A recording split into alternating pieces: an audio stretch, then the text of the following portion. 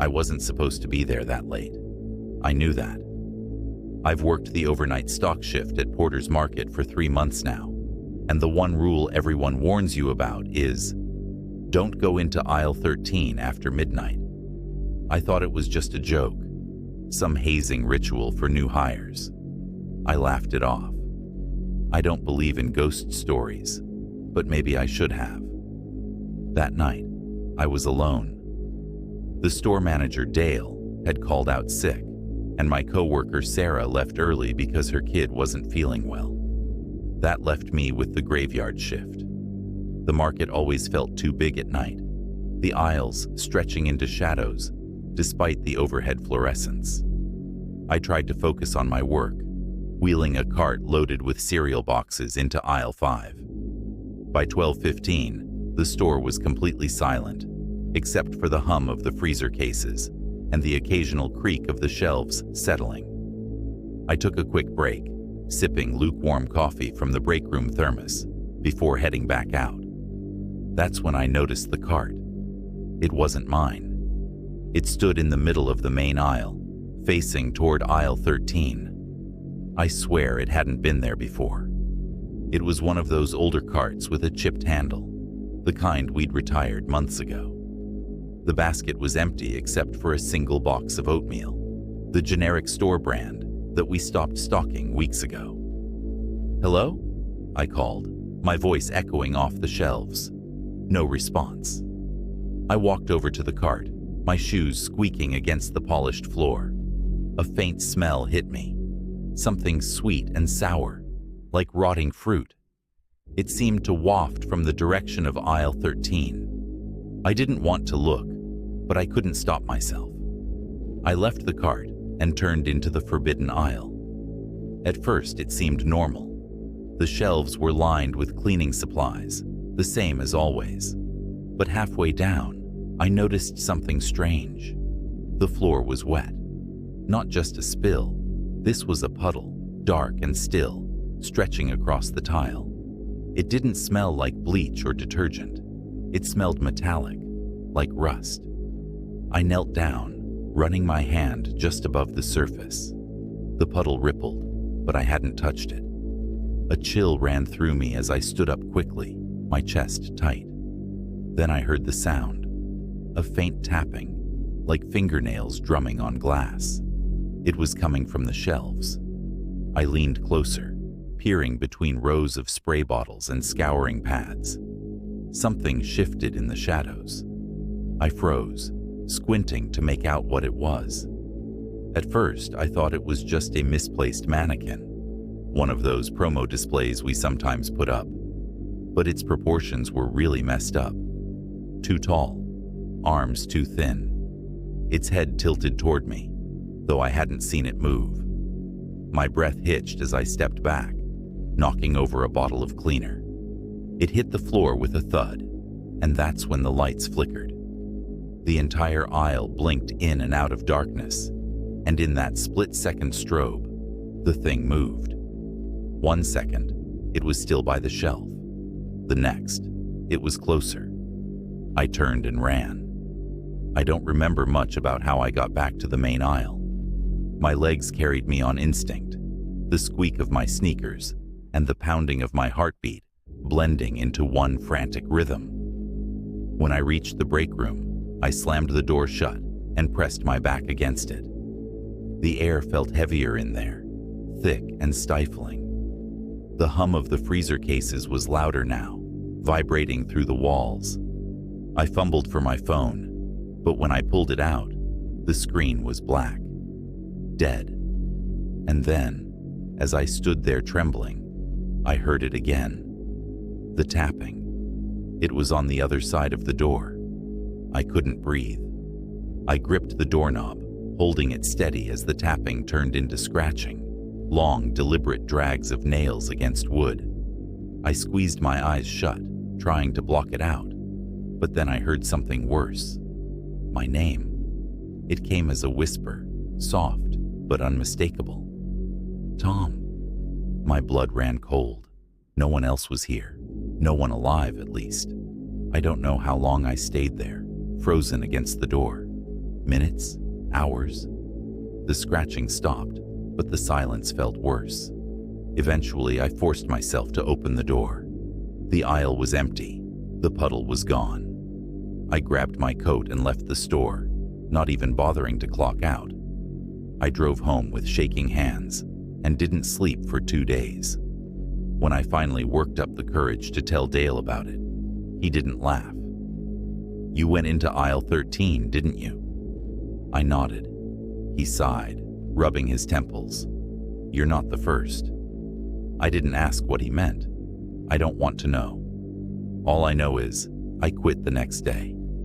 But sometimes, late at night, I hear tapping on my windows, and I swear, I still smell that faint, sweet, sour scent.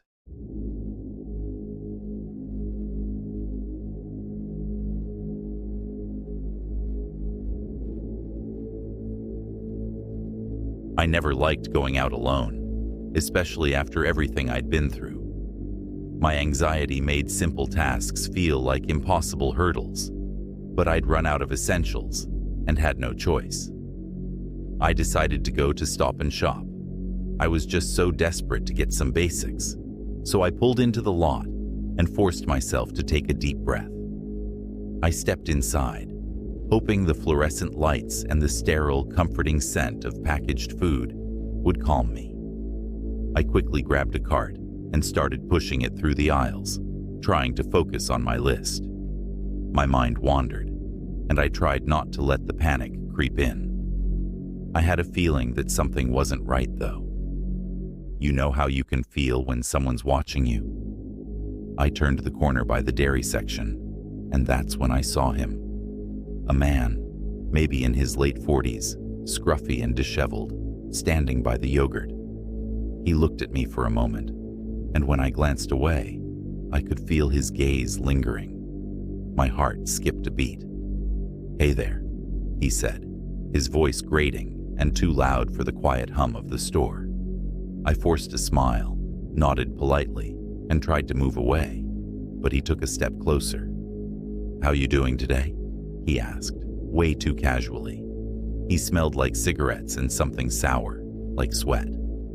I started to feel my pulse quicken. I didn't want to be rude, but I didn't want to engage. "I'm fine, just shopping," I said, keeping my voice calm. "Shopping alone, huh?" he said with a grin that made my skin crawl. I hesitated, glancing around. No one else seemed to notice us. The store was oddly empty, like everyone else had gotten the memo to stay home. I politely brushed him off again. "I'm just in a hurry, sorry." But he didn't take the hint. He stepped closer again, his eyes narrowing as he looked me up and down. "You know, you look like you could use some company," he said with an unsettling smirk. My anxiety surged.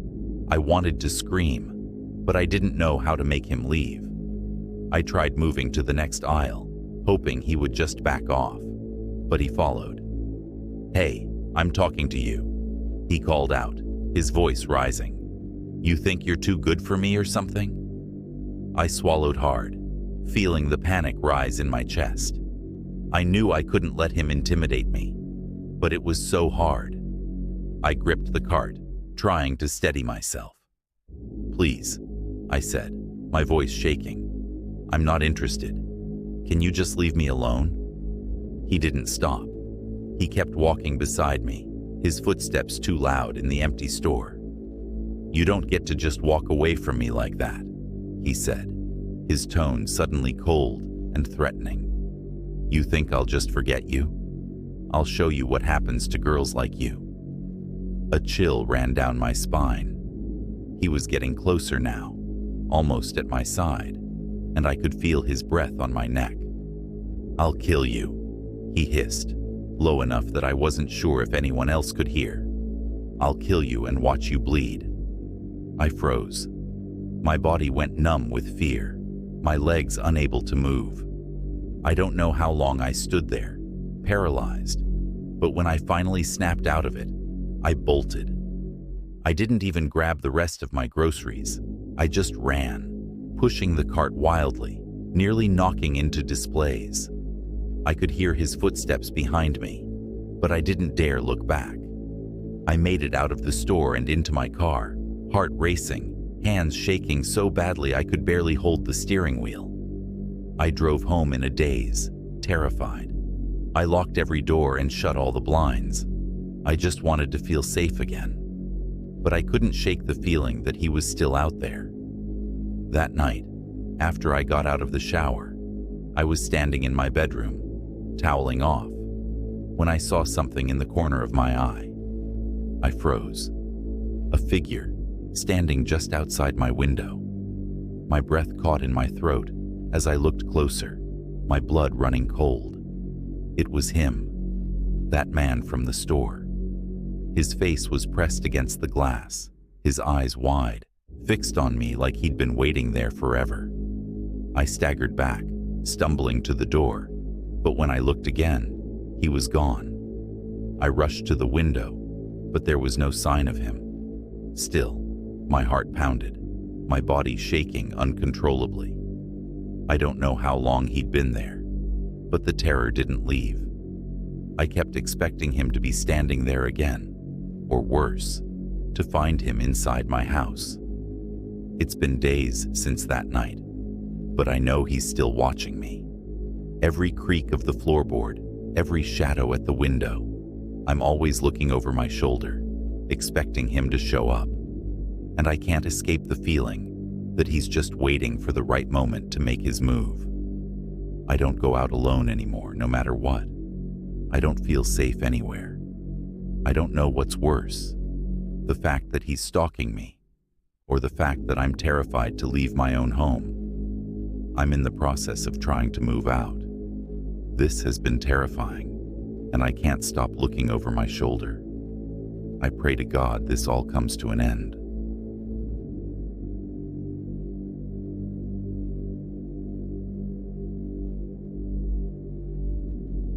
In a town like mine, you grow up knowing everyone and their business. Our supermarket, Tillmans Market, was the town's lifeline. The walls were lined with faded posters advertising the annual chili cook-off, and the bell above the door jingled every time someone walked in. It was where you'd see the same familiar faces, hear the same gossip, and trust that nothing ever changed. That's why the evening of January 16th will haunt me forever. I had volunteered to close up for Mr. Tillman that night. He and his wife had finally taken a weekend off to visit their daughter in Phoenix, leaving me and Maggie, my best friend since kindergarten, in charge. Maggie handled the register while I stocked shelves and cleaned up. It was almost 8 p.m., an hour to close, and the store was eerily quiet. Maggie had gone to the break room to eat her sandwich, leaving me alone in the aisles. I remember pushing the cart of canned goods toward the soup aisle when I noticed something strange. A single can of tomato soup was rolling slowly down the middle of the aisle. I froze, watching it wobble forward until it hit the base of the shelf with a soft clink. My first thought was that the floor was uneven, but I had just walked that aisle and felt no slope. I picked up the can and placed it back on the shelf. That's when I heard it. A faint rustling sound coming from the produce section. I called out, "Hello? We're closing in an hour." My voice echoed, sharp and alone. No response. I walked toward the produce section, expecting to find a raccoon or maybe a stray cat that had wandered in. Instead, I found the bananas scattered across the floor, their vibrant yellow skins ripped open, the fruit inside clawed apart.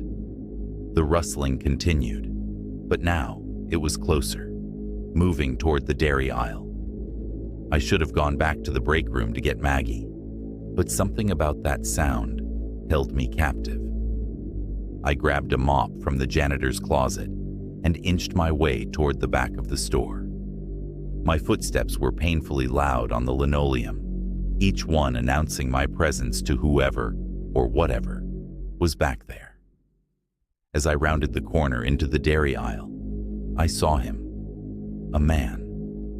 He was crouched in front of the milk cooler, his back to me, his body unnaturally still. He was wearing a tattered flannel shirt and jeans smeared with mud, or at least I hoped it was mud.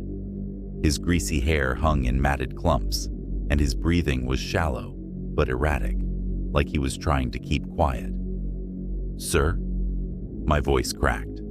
"The store's closing soon. Can I help you find something?" He didn't respond. I stepped closer, gripping the mop handle tightly. "Hey, are you okay?" Then he turned. His face was hollow, his eyes bloodshot and unblinking. But it wasn't his appearance that terrified me. It was the way his mouth moved. He wasn't speaking or even mouthing words. It was like his jaw was unhinging, opening too wide, the muscles contorting as if trying to mimic speech. Before I could process what was happening, he lunged at me. I swung the mop instinctively, hitting him square in the chest. He staggered but didn't fall. His hands grabbed at me, filthy nails scraping against my arm. I screamed and kicked him as hard as I could, sending him toppling into the shelf of yogurts. I ran. The store felt endless as I bolted toward the break room. The rustling sound was behind me again, louder and more frantic. It was no longer just the man. It sounded like there were more of them, moving through the aisles. When I reached the break room, I slammed the door shut and locked it. Maggie looked up from her sandwich, startled. "What's wrong?" she asked. There's someone out there. He attacked me." Maggie's face paled. She stood, moving toward the door, but I grabbed her arm. "Don't open it." We listened. The rustling grew louder, joined by the faint sound of metal scraping against the floor. Then, the jingling bell at the front door rang. "They're leaving," Maggie whispered, but I shook my head. The bell rang again, and again. The sound became erratic, overlapping, as if someone, or something, was shaking the door violently. Suddenly, the power went out, plunging the room into darkness. Maggie fumbled for her phone, turning on the flashlight. The narrow beam illuminated the break room, but it felt like a fragile bubble of safety in an ocean of unknown terror. The bell stopped, and then the banging started. It wasn't coming from the front door. It was on the break room door. Heavy thuds, as if someone was pounding with their fists, or their head. Maggie screamed, and I pressed myself against the far wall, clutching a broom handle I'd grabbed from the corner. The banging stopped as suddenly as it started. Silence. We waited for what felt like hours, though it was probably only minutes. When we finally dared to open the door, the store was empty. Shelves were overturned, produce crushed underfoot, but there was no sign of the man, or anyone else. We didn't even wait to lock up. We just ran, leaving the lights on and the door wide open. The police found nothing. No signs of forced entry, no security footage of anyone entering or leaving. Just Maggie and me, running out like we'd seen a ghost. But it wasn't a ghost.